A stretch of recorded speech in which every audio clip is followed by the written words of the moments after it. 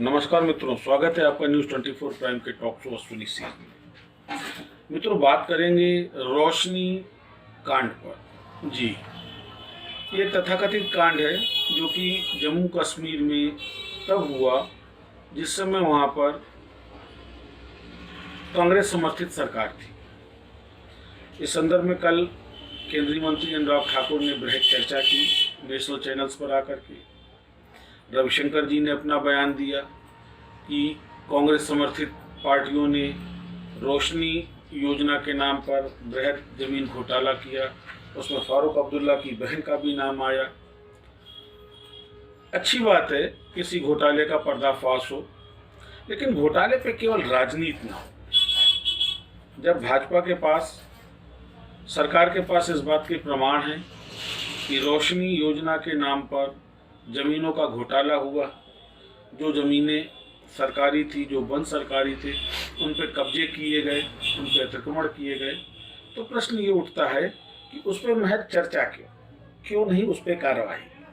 कई मुद्दे ऐसे आए हैं जिन मुद्दों को लेकर के चर्चाएं हुई हैं, चर्चाएं आम हुई हैं, लेकिन कार्रवाइयाँ नहीं। एक चारा घोटाला अगर हम छोड़ दें लालू वाला, तो ऐसा कोई बृहद घोटाला सामने नहीं आया है कि जिसके खुलासे के बाद जिम्मेदार बंद किए गए हों, पकड़े गए हों, उनके विरुद्ध उनको दंड दिया गया। तो क्या ये घोटाले महज राजनीति का एक मुद्दा है? एक सामान्य आदमी अगर छोटा सा भी कोई अपराध करता है तो 2, 4, 5 साल के लिए उसको दंड दे दिया जाता है, बंद कर दिया जाता है, पर इन बड़े नेताओं पे क्यों नहीं?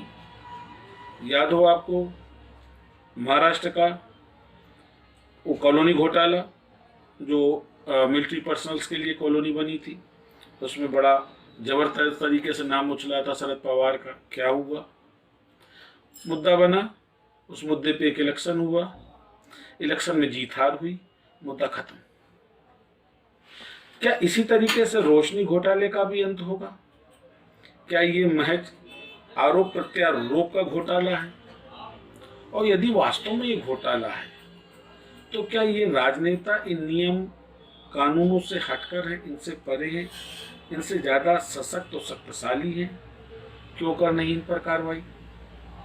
या केवल भाजपा इसको इनकैश करेगी? एक प्रश्न, गंभीर प्रश्न इसलिए कि देश की जो संपत्ति है वो जनता की संपत्ति है। सरकार इसकी केयर टेकर है। सरकार का दायित्व है कि जन संपत्ति की हानि ना हो।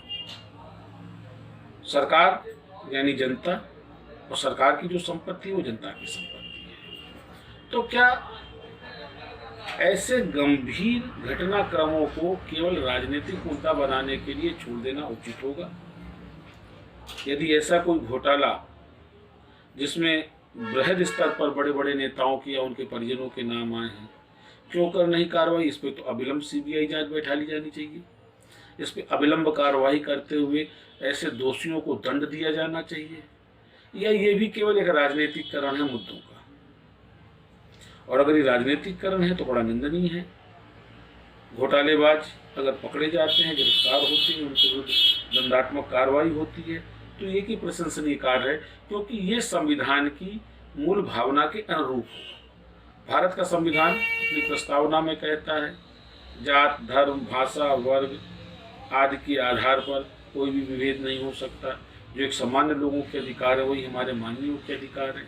हाँ, कुछ विशिष्टता उनको अलग से दी गई है, वो भी इसलिए कि वो जनता के प्रतिनिधि होते हैं। पर प्रतिनिधि होने का ये मतलब नहीं कि आप किसी को अपराध करने की छूट दें। मैं कल एक नेशनल चैनल पर न्यूज़ देख रहा था, उसमें मध्य प्रदेश के एक विधायक ने थाने में जाकर के एक टीआई को बहुत बुरी तरीके से उसको अपमानित किया, वहाँ थाने में गुंडई करी। क्या ये अफसोसजनक और शर्मनाक नहीं? और यदि है तो क्यों कर नहीं उस विधायक पे कार्रवाई हुई? अगर यही कोई छोटी सी हरकत किसी आम जन ने की होती तो शायद अब तक उसके ऊपर 7CL समेत पता नहीं कितनी धाराओं में मुकदमा पंजीकृत हो गया होता। पर चूंकि विधायक जी का मामला है, सरकार उनकी है, नहीं भी है तो विपक्ष के सशक्त हैं, तो चाहे वो सरकार का जो है विधायक हो, चाहे वो विपक्ष का विधायक हो, मुद्दा पक्ष विपक्ष का नहीं है। मुद्दा ये है कि वो विधायक है या नहीं ये भी महत्वपूर्ण नहीं है। मुद्दा ये है कि न्याय की नज़र में, जब न्याय कानून कहता है कि कानून की नज़र में सब बराबर हैं, तो क्यों कर इनको प्रिविलेज, और ऐसा प्रिविलेज। अगर विधायक जी किसी जायज बात के प्रतिनिधित्व के लिए भी गए थे तो क्या उनको थाने के अंदर घुस करके, थाने में बैठ करके वहाँ के अधिकारियों से भद्रता करने का नैतिक अधिकार है? उनके पास तमाम जरिए थे, वो वरिष्ठ अधिकारियों से मिलते, उनसे बात करते, उनसे उस समस्या को प्रतिनिधित्व करते, उनके जरिए कार्रवाई करवाते, या विधायक जी स्वयं में कानून हो गए। वही बात आज रोशनी कांड पर आती है। घोटाला है तो घोटाला है, सरकारी जमीनों पर अवैध अतिक्रमण किया गया तो किया गया, और ये उतने ही दंड के अधिकारी हैं जितना कि एक आम जन। ये मुद्दा नहीं बनना चाहिए।